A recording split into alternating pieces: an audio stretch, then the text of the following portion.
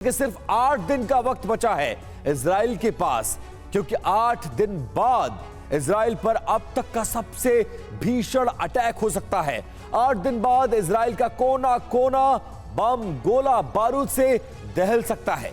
इतना ही नहीं, 8 दिन बाद ईरानी प्रतिशोध से इजराइल का वजूद तक मिट सकता है।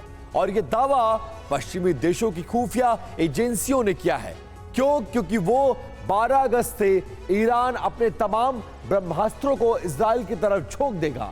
अब सवाल यह है कि ईरान ने 12 अगस्त की तारीख ही क्यों चुनी? क्यों 12 अगस्त इजराइल के लिए विनाश का दिन साबित होगा? देखिए इस रिपोर्ट में। अरब में अब तक का सबसे भीषण युद्ध का आगाज होने वाला है।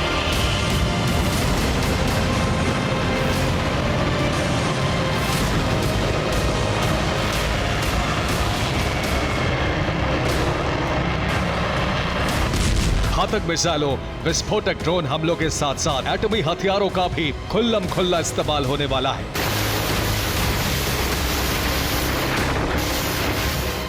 और जानते हैं इस बार अरब वॉर में किसकी बलि चढ़ेगी?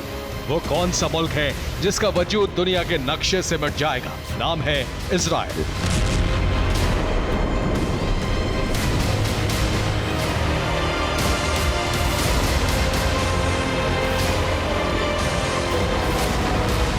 कुछ मीडिया रिपोर्ट्स में दावा किया जा रहा है कि ईरान ने इजराइल पर हमले का प्लान तैयार कर लिया है। तारीख तय हो चुकी है, वक्त भी मुकर्रर हो चुका है। बस इंतजार है अगले 8 दिनों का, क्योंकि 12 से 13 अगस्त के बीच इजराइल पर बड़े हमले की आशंका है। ईरानी सेना ने इजरायली धरती को दहलाने का ब्लूप्रिंट तैयार किया है। इजरायली इलाकों पर मिसाइल और ड्रोन से एयर स्ट्राइक की जाएगी। ईरानी प्रॉक्सी भी इजराइल पर चौतरफा हमले को अंजाम दे सकते हैं। हिजबुल्लाह और पीएमएफ के 4.5 लाख सैनिक ईरान के साथ जंग लड़ेंगे।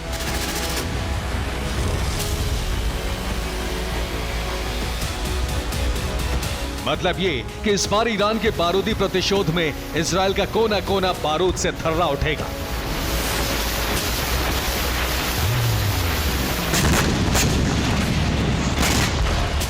मगर गौर करने वाली बात यह है कि आखिर ईरान ने 12 और 13 अगस्त के बीच ही इजराइल पर हमले का प्लान क्यों बनाया?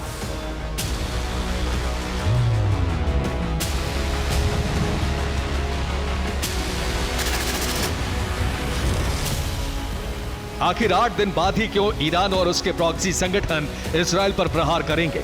तो इसके पीछे की वजह है 12-13 अगस्त की तारीख का अतीत, जिसे यहूदी ब्लैक डे के तौर पर मनाते हैं।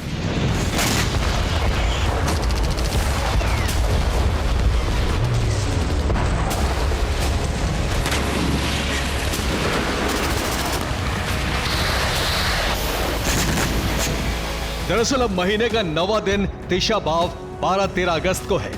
तिशा बाव यहूदी कैलेंडर का सबसे दुखद दिन माना जाता है। तिशा बाव के दिन तमाम यहूदी शोक और उपवास करते हैं। इसी दिन यरूशलेम में यहूदियों का पवित्र मंदिर ध्वस्त हुआ था।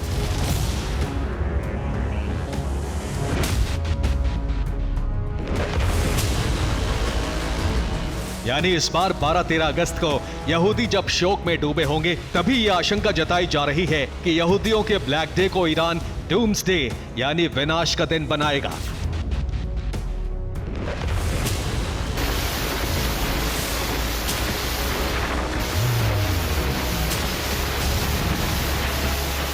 और ताबड़तोड़ मिसाइलों और ड्रोन के जरिए इजरायली धरती को सुलगाएगा।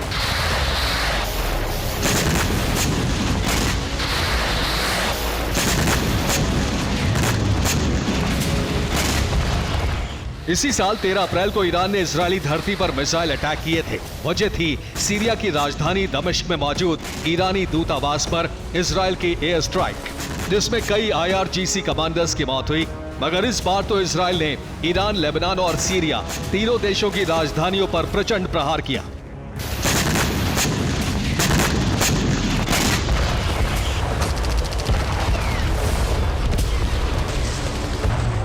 जिसमें हमास चीफ हानिया, हिजबुल्लाह के नंबर 2 कमांडर फवाद शुक्र और IRGC के टॉप कमांडर अमीर अली हाजी ज़ादे मारे गए। लिहाजा इस बार इजराइल से ईरान हर नया पुराना हिसाब चुकता करने की तैयारी में है। तभी तो जल थल नभ हर फ्रंट से इजराइल की घेराबंदी की जा रही है।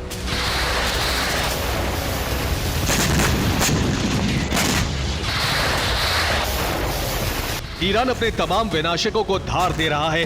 वहीं कुछ रिपोर्ट्स में दावा किया जा रहा है कि इजराइल में बारूदी जलजला लाने के लिए ईरान ने अपने तमाम ब्रह्मास्त्रों को एक्शन में ला दिया है। बाकायदा ईरानी सेना की तरफ से एक लिस्ट जारी की गई है जिसमें बताया गया है कि इजराइल पर किन किन मिसाइलों से प्रहार होगा।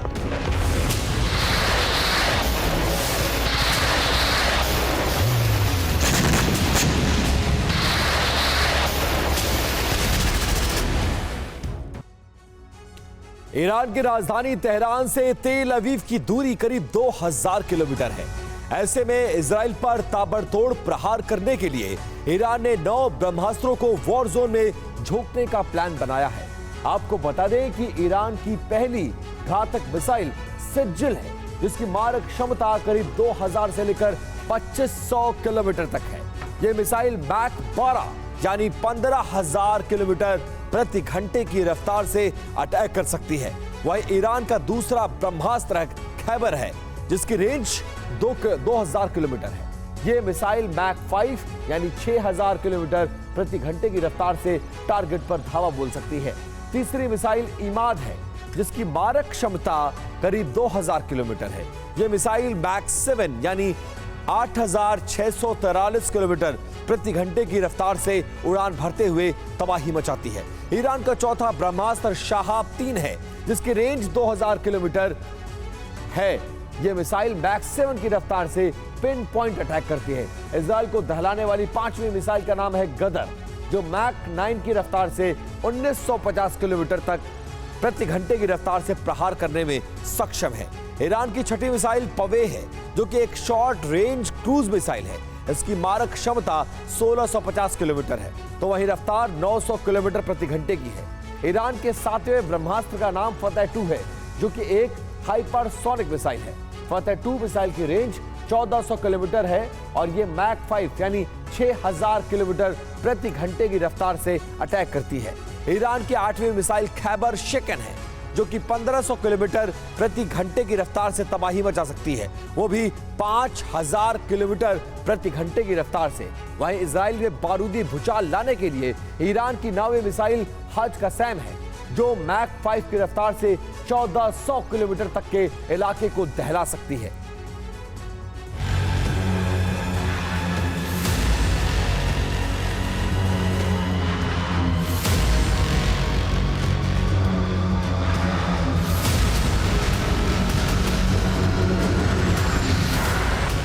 यही वो 9 घातक ब्रह्मास्त्र हैं जिसका इस्तेमाल किसी भी वक्त ईरानी सेना इजराइल के खिलाफ कर सकती है।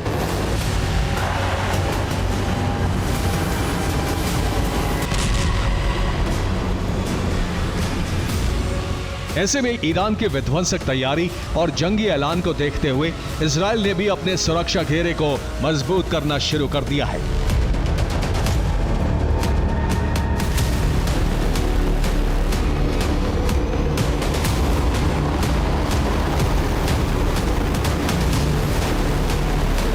ईरान और उसके प्रॉक्सी की खतरनाक तैयारियों को देखते हुए अमेरिका भी अलर्ट मोड में आ चुका है।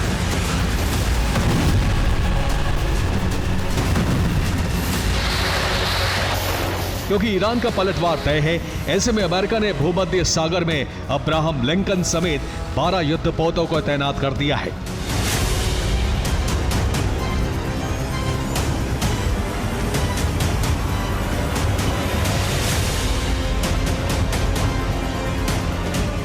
वहीं कतर में मौजूद एयरबेस पर अमेरिका के B-2 स्पिरिट बम वर्षक ने भी मोर्चा संभाल लिया है।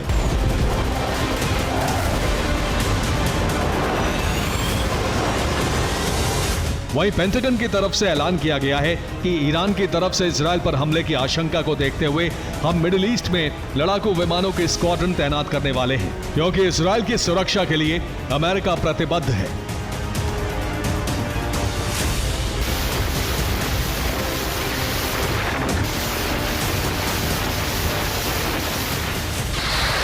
मतलब ये कि अगर इजराइल पर हमला हुआ तो अमेरिका भी इस जंग में खुद को झोंक देगा।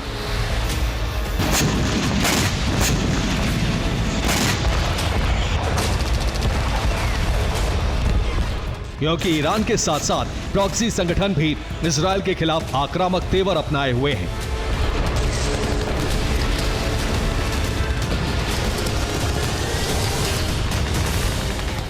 होती हो या फिर हिजबुल्लाह, हर कोई इजराइल अमेरिका के खिलाफ बारूदी चक्रव्यूह तैयार कर चुका है।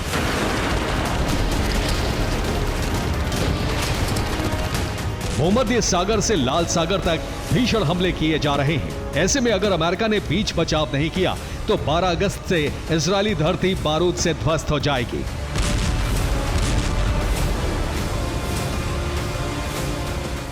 Bureau report, TV9 Bharatvarsh. और बड़ी खबर यह कि पश्चिमी रूस में मौजूद ऑयल डिपो पर अटैक किया गया है। यूक्रेनी ड्रोन का ऑयल रिफाइनरी पर हमला।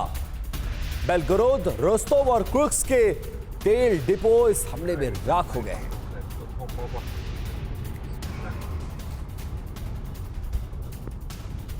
तो तेल डिपो को निशाना बनाया गया है। बेलगोरोद, रोस्टोव के तेल डिपो इस हमले में खाक हुए हैं। पश्चिमी रूस में मौजूद ऑयल डिपो पर इस अटैक को अंजाम दिया गया है।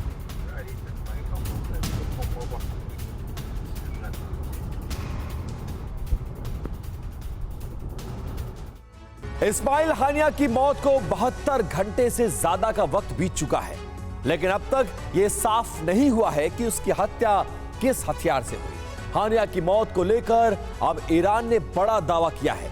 दावा है कि हानिया के मर्डर का षड्यंत्र पेंटागन की निगरानी में रचा गया और जिस मिसाइल के बारूद से हानिया की मौत हुई वो 7 किलो की थी।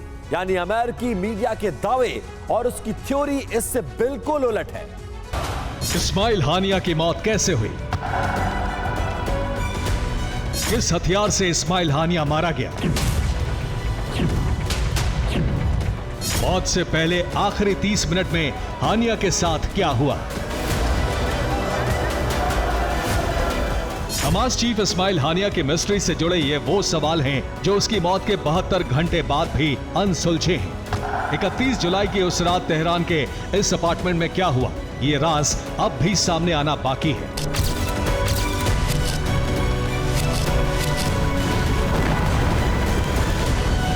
हानिया की मर्डर मिस्ट्री सुलझाने के लिए दुनिया भर की खुफिया एजेंसियां काम कर रही हैं। कुछ ईरान से तो कुछ विदेश में बैठकर हानिया की मौत वाली रात के राज से पर्दा उठाने की कोशिश में हैं।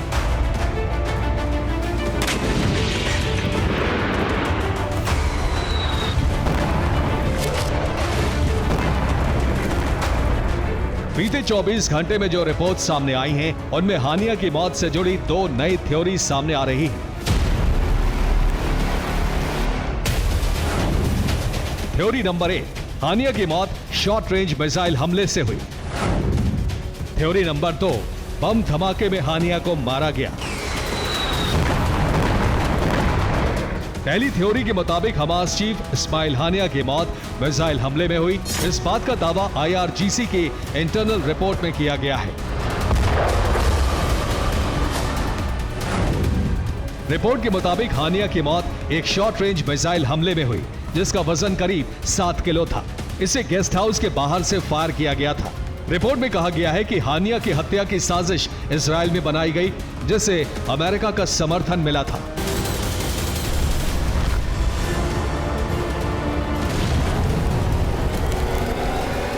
हालांकि किस मिसाइल से हमला हुआ रिपोर्ट में इस बात का जिक्र नहीं है, लेकिन माना जा रहा है कि इजराइल ने स्पाइक मिसाइल के जरिए अटैक को अंजाम दिया।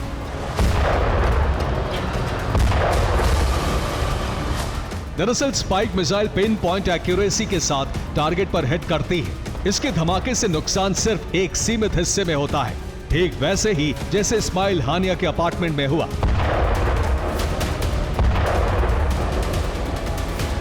इससे पहले आई कुछ रिपोर्ट्स में भी मिसाइल हमले का जिक्र है।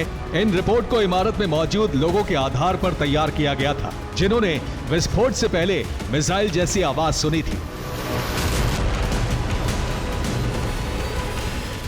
हानिया की मौत से जुड़ी एक थियरी मिसाइल हमले का दावा करती है तो दूसरी थियरी में शक बम ब्लास्ट का है।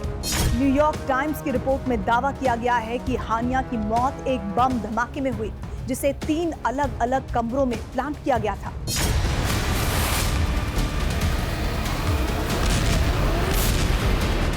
दावा है कि हानिया की मौत में IRGC से जुड़े कुछ लोग शामिल थे, जिन्होंने बम धमाके के जरिए इस साजिश को अंजाम दिया।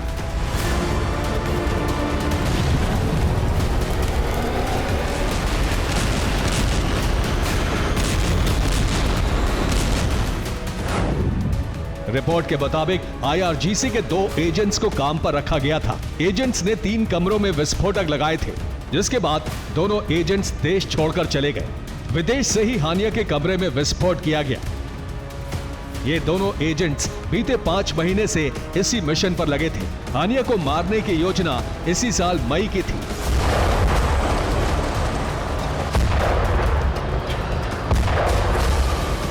ये मई 2024 की तस्वीरें हैं, जब ईरानी राष्ट्रपति इब्राहिम रईसी के फ्यूनरल में हमास चीफ तेहरान पहुंचा था। इस दौरान वो जलसे में भी शामिल हुआ। मौसाद की तैयारी इसी वक्त हानिया को ठिकाने लगाने की थी, लेकिन मौका नहीं मिलने की वजह से ऑपरेशन रद्द करना पड़ा था। हालांकि 2 महीने बाद मौसाद पूरी तरह से तैयार था और ईरानी एजेंट्स की मदद से वो अपने मिशन में कामयाब भी हुआ।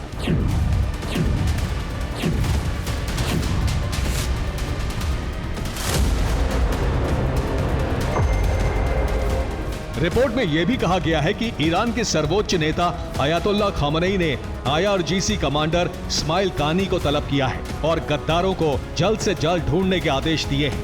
ईरान का मानना है कि मौसाद की हत्यारी टीम के सदस्य अभी भी देश में मौजूद हैं। इस मामले में अब तक 1 दर्जन से ज्यादा लोगों को गिरफ्तार किया गया है। इसमें खुफिया अधिकारी और सेना के लोग भी शामिल हैं। इन सभी का कनेक्शन हानिया हत्याकांड से माना जा रहा है।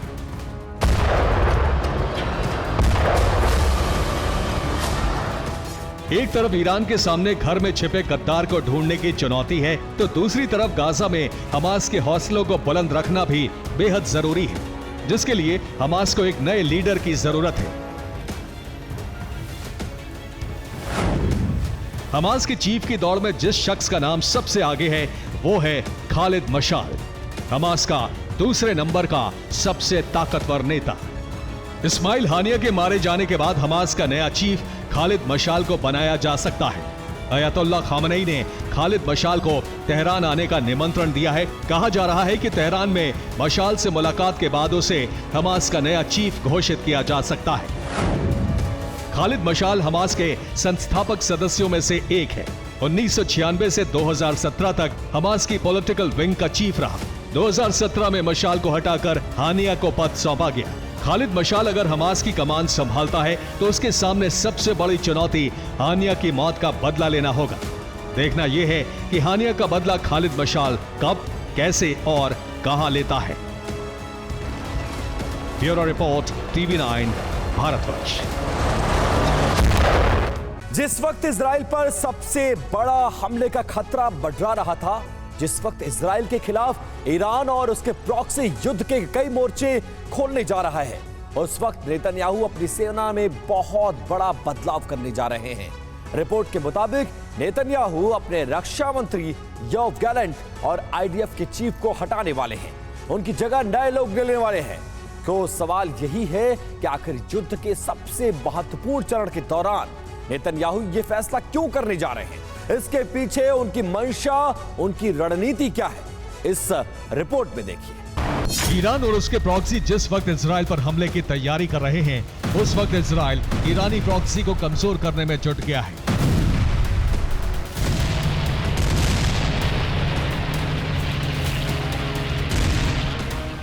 इजरायली सेना गाजा से लेकर लेबनान तक भीषण बमबारी कर रही है।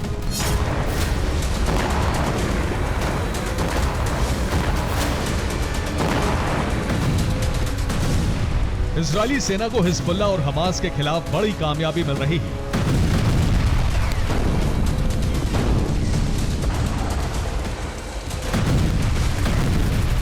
हानिया की हत्या के बाद अब इजराइल वेस्ट बैंक में विध्वंसक हमले कर रहा है।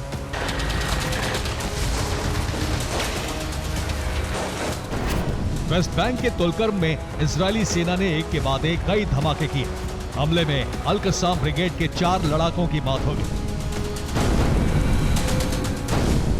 एक मिसाइल ने उस कार को हिट किया जिसमें अल कस्साम का कमांडर जा रहा था। हमले में कार जल गई, हैथम बलीदी नाम का कमांडर भी मारा गया। इसी तरह गाजा में भी इजरायली सेना को बहुत बड़ी कामयाबी मिली है।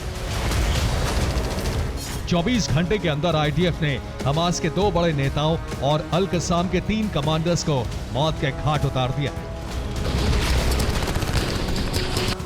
याह्या सिनवार का राइट हैंड रावही मुश्तहा, हमास का बड़ा नेता सामे अल सिराज, अल कसाम के कमांडर अब्दुल हादी, समी ओदेह और मोहम्मद हदीद, ये सभी लोग इजराइल के हमले में मारे जा चुके हैं।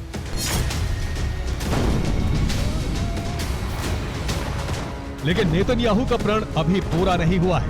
नेतन्याहू हमास को पूरी तरह खत्म कर देना चाहते हैं। इसके लिए नेतन्याहू इजरायली सेना में बहुत बड़ा बदलाव करने जा रहे हैं।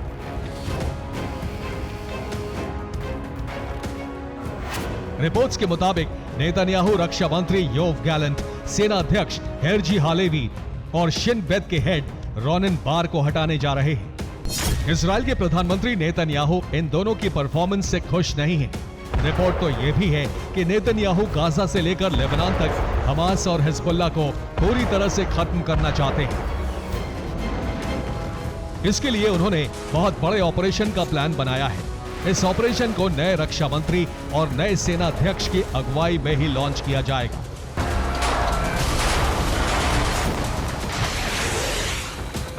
कई रक्षा विशेषज्ञ तो ये भी कह रहे हैं कि रक्षा मंत्री और आईडीएफ चीफ को हटाकर नेतन्याहू इजराइल के लोगों का गुस्सा कम करना चाहते हैं। इजराइल के लोग 7 अक्टूबर के नरसंहार के लिए नेतन्याहू, उनकी सरकार और सेना को जिम्मेदार मान रहे हैं। हजारों की भीड़ प्रदर्शन कर नेतन्याहू का इस्तीफा मांग रही है।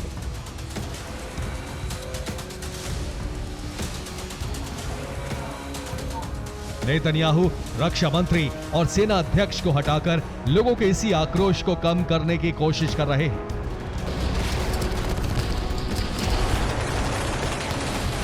इजरायली प्रधानमंत्री के इस फैसले से तय है कि इजराइल अब और भी विध्वंसक हमले करने जा रहा है। लेबनान का भी गाजा जैसा हाल होने जा रहा है।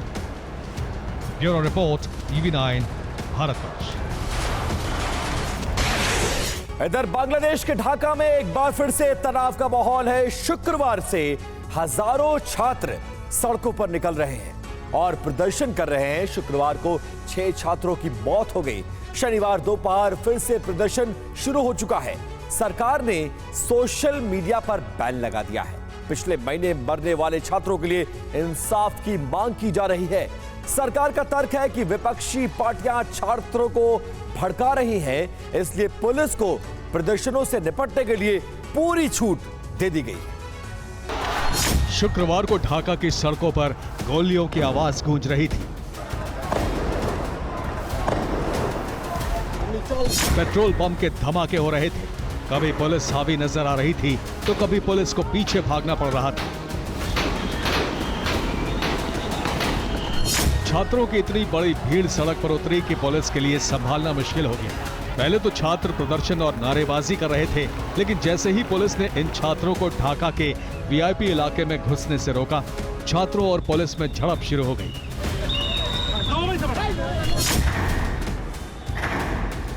कई जगहों पर आंसू गैस के गोले दागने पड़े, लेकिन कुछ जगहों पर पुलिस ने फायरिंग भी कर दी। पुलिस की गोली से 6 छात्रों की मौत हो गई। 100 से अधिक छात्र जख्मी हो गए। तमाम स्कूल कॉलेजों को बंद करना पड़ा। विरोध प्रदर्शनों के नए दौर के बाद बांग्लादेश में social media apps Instagram, Facebook, TikTok और यूट्यूब पर अस्थायी तौर पर बैन लगा दिया गया है।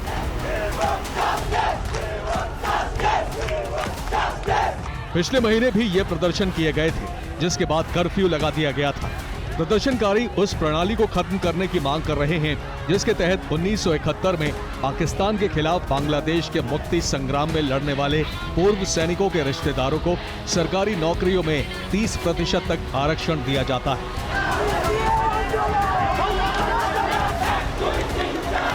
प्रदर्शनकारियों का आरोप है कि इस नियम के तहत बड़े पैमाने पर भ्रष्टाचार किया जा रहा है और प्रधानमंत्री शेख हसीना के समर्थक इसका गलत इस्तेमाल कर रहे हैं।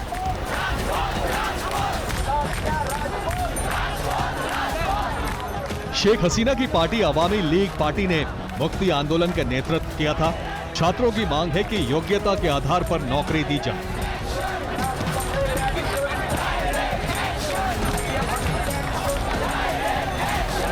सरकार की दलील है कि छात्रों के बहाने विरोध प्रदर्शनों में विपक्ष और इस्लामी पार्टियों के समर्थक घुसाए हैं, इसलिए सरकार छात्रों से बात करने की जगह पुलिस के जरिए प्रदर्शनों को दबा रही है।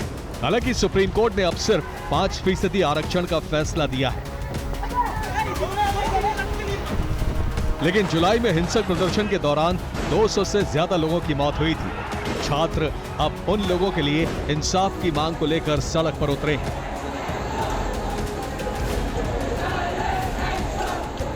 Bureau report, TV9 Bharat.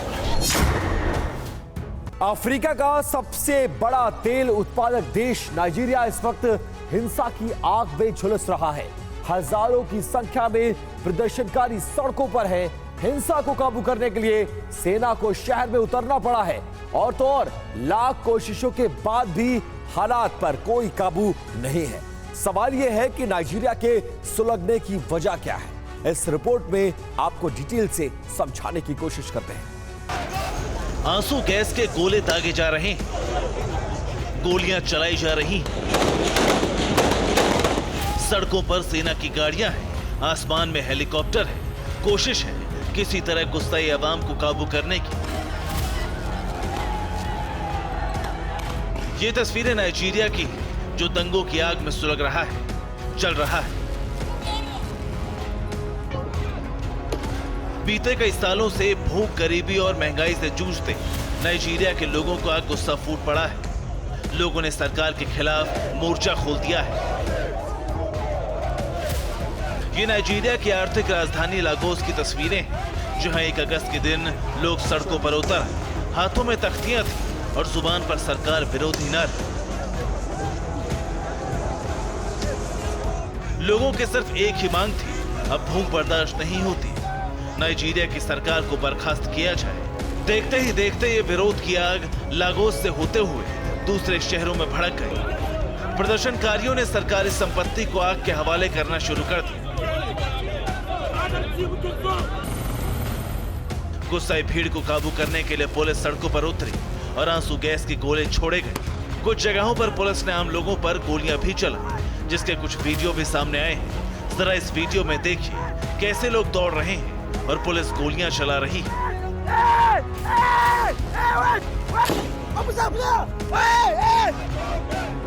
Amnesty international की रिपोर्ट के मुताबिक प्रोटेस्ट में अब तक 32 लोगों की मौत हो चुकी है। देश भर में सैकड़ों प्रदर्शनकारियों को गिरफ्तार भी किया गया है। पुलिस की लाख कोशिशों के बाद भी लोग सड़क से हटने को तैयार नहीं। ऐसे में सेना को सड़कों पर उतारा गया है। पुलिस का दावा है कि नाइजीरिया में आईएमएन ग्रुप ने इस प्रदर्शन को हाईजैक कर दिया है, जो देश की संपत्ति को आग के हवाले कर रहा है। पुलिस और सरकार के अपने दावे हैं, लेकिन सच यही है कि महंगाई और भूख से जूझता नाइजीरिया अब हिंसा की आग में चल रहा है। सड़कों पर उतरे लोगों का साफ साफ कहना है कि जब तक राष्ट्रपति इस्तीफा नहीं देते, प्रदर्शन इसी तरह जारी रहेगा। Bureau report, TV9 Bharatvarsh. दक्षिणी लेबनान में आईडीएफ की एयर स्ट्राइक देखने को मिली है। हवाई हमले में हिजबुल्लाह का कमांडर ढेर हो गया। हिजब कमांडर की कार पर मिसाइलों से हमला किया गया है। मिसाइल हमले में नाजिया अली मारा गया है। और ये उसी हमले की तस्वीर है, कैसे ड्रोन से पहले उसकी कार को इंटरसेप्ट किया गया, टारगेट सेट किया गया और उसके बाद बॉम्ब गिराया गया, जिसमें नाजिया अली हिजबुल्लाह का टॉप कमांडर्स में से एक, वो मारा गया है। दक्षिणी लेबनान में आईडीएफ की ये एयर स्ट्राइक देखने को मिली है। रूस और ईरान की बीच दोस्ती की शुरुआत तो ड्रोन सप्लाई से हुई थी, लेकिन बाद में पुतिन ने ईरान के भरोसे एक बहुत बड़े मिशन की शुरुआत कर दी। अब वक्त उसे अंजाम तक पहुंचाने की है। माना जा रहा है कि ईरान और इजराइल युद्ध का काउंटडाउन शुरू हो चुका है। एक रिपोर्ट में दावा किया गया है कि रूस ने इस युद्ध में ईरान को जीत दिलाने के लिए हथियारों का बड़ा जखीरा भेजा है। हूती और हिजबुल्लाह तक भी मदद की खेप पहुंचाई जाएगी। रूस के अलावा चीन भी इस युद्ध में बड़े मददगार की भूमिका निभाने वाला है। अरब में होने वाले महासंग्राम को अमेरिका के लिए बहुत ज्यादा चुनौतीपूर्ण बनाने का इंतजाम भी शुरू हो चुका है। जिन हथियारों से यूक्रेन जला, जिन हथियारों से मारियोपोल और बाखमुत खंडहर बना,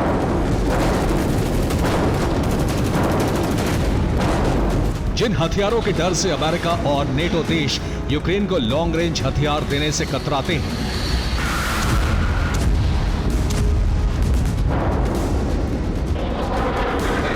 उन्हीं हथियारों से अरब विनाश की डरावनी कहानी की शुरुआत हो सकती है।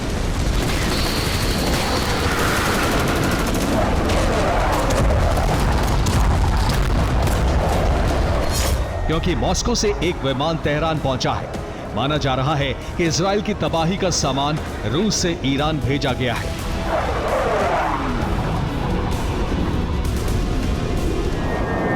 रिपोर्ट के मुताबिक ऐसा पहली बार हुआ है जब रूस का IL-76 विमान तेहरान पहुंचा है।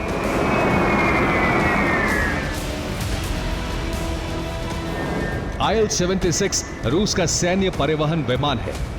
युद्ध के माहौल में रूस के इस विमान की तेहरान में लैंडिंग का मतलब साफ है।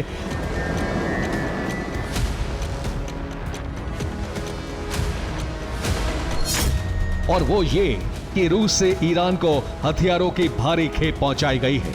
ईरान एक ऐसे युद्ध की तैयारी में है जिसके लिए उसके हथियार नाकाफी हैं। को शक है कि ईरान को लॉन्ग रेंज की मिसाइलें सप्लाई की गई हैं।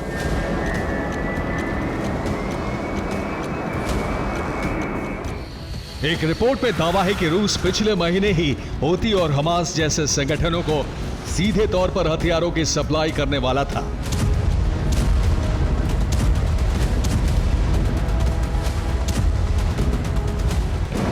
रूस में हूती को मिसाइलों से लैस करने का प्लान तैयार किया गया था।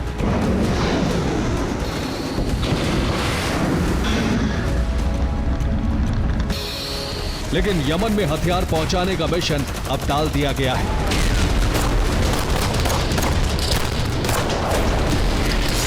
ऐसा अमेरिका और सऊदी अरब के दबाव की वजह से किया गया। हथियार न देकर रूस ने यमन में अपने सैन्य अफसरों को भेजा। रूस के सेना के अफसरों ने हूती को हमले की रणनीति बताई।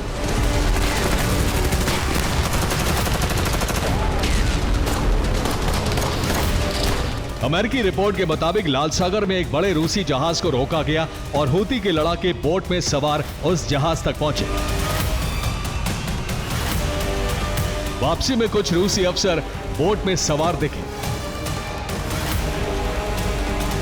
अब माना जा रहा है कि प्रॉक्सी संगठन हूती को हथियार न देकर सीधे तौर पर तेहरान में हथियार उतारे जा रहे हैं। अब सवाल है कि रूस के हथियारों का इस्तेमाल ईरान की सेना करेगी या फिर ईरान से प्रॉक्सी संगठनों को हथियारों की सप्लाई की जाएगी। अब तक के हिजबुल्लाह के हमलों में सबसे अधिक रॉकेट और एंटी टैंक मिसाइलों का इस्तेमाल हुआ है।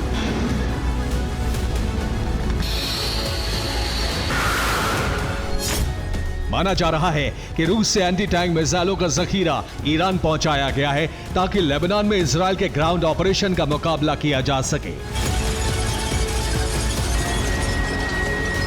गाजा में ग्राउंड ऑपरेशन की शुरुआत के बाद सबसे पहले इजराइल ने टैंक और आर्टिलरी को गाजा भेजा था। इसलिए उम्मीद है कि टैंक से मुकाबले के लिए हिजबुल्लाह को ताकतवर किया जा रहा है। इस बीच प्रॉक्सी संगठनों को कमजोर करने के लिए ताबड़तोड़ हमले किए गए हैं। लेबनान के अलावा सीरिया में भी हिजबुल्लाह के ठिकानों पर बमबारी की गई है।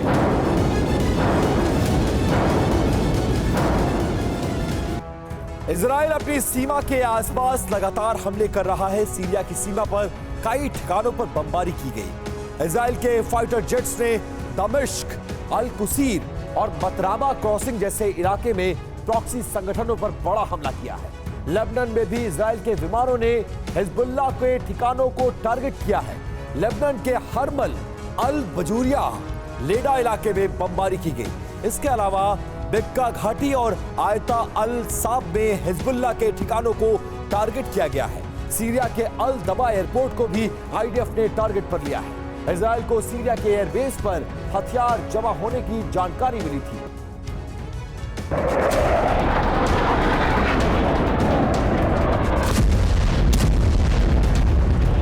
सीरिया प्रॉक्सी संगठनों का सबसे बड़ा ठिकाना है। गाजा में ऑपरेशन की शुरुआत के बाद से ही यहां रह रहकर बमबारी हो रही है। शुक्रवार को इजरायली फाइटर जेट ने एक बार फिर सीरिया की सीमा लांघी और फिर ताबड़तोड़ बमबारी का दौर शुरू हुआ।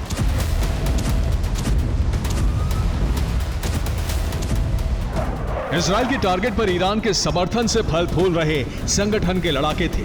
इजरायल ने ऐसे कई ठिकानों को भस्म कर दिया जहां उसे अपने दुश्मनों के छिपे होने का शक था।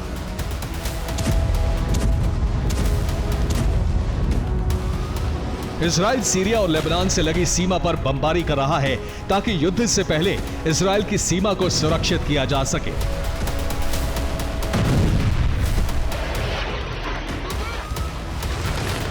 इजरायल प्रॉक्सी संगठनों को कमजोर करने में जुटा है, लेकिन 3 ऐसे देश हैं जो प्रॉक्सी को कभी कमजोर नहीं होने देंगे।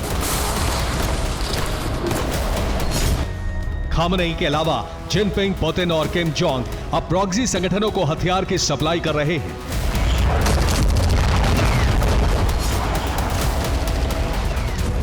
हमास के पास से चीन के कई हथियारों की बरामदगी हुई थी। हूती और हिजबुल्लाह तक भी चीन और रूस के हथियार पहुंच चुके हैं।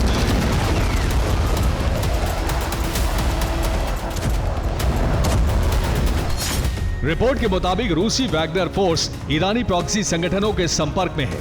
वैगनर फोर्स के जरिए ही पुतिन के प्लान को आगे बढ़ाया जा रहा है। नॉर्थ कोरिया से भेजे गए हथियार प्रॉक्सी संगठनों को दिए गए हैं। सिर्फ पुतिन ही नहीं, प्रॉक्सी संगठनों को चीन से भी मदद मिल रही है। सीरिया में वैगनर ग्रुप के जरिए हथियार पहुंच रहे हैं, तो वहीं हिजबुल्लाह को चीन के हथियार दिए गए हैं।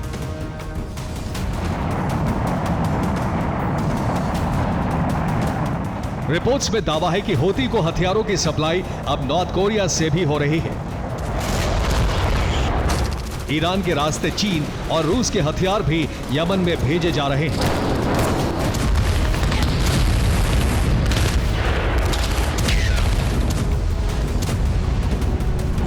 लेकिन सबसे बड़ी खबर यह है कि अब हूती हाइपरसोनिक मिसाइल से लैस हो चुका है।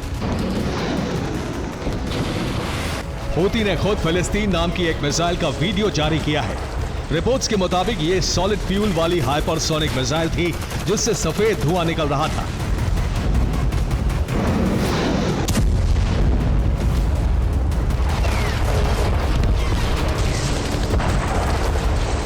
माना जा रहा है कि ईरान ने हूती को हाइपरसोनिक मिसाइल दी है।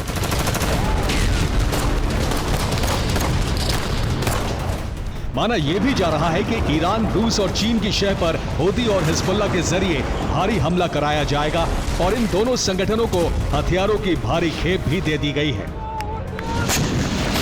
हूती की तरह हिजबुल्लाह भी घातक मिसाइलों से लैस हो चुका है। Bureau report, TV9, Bharatvarsh.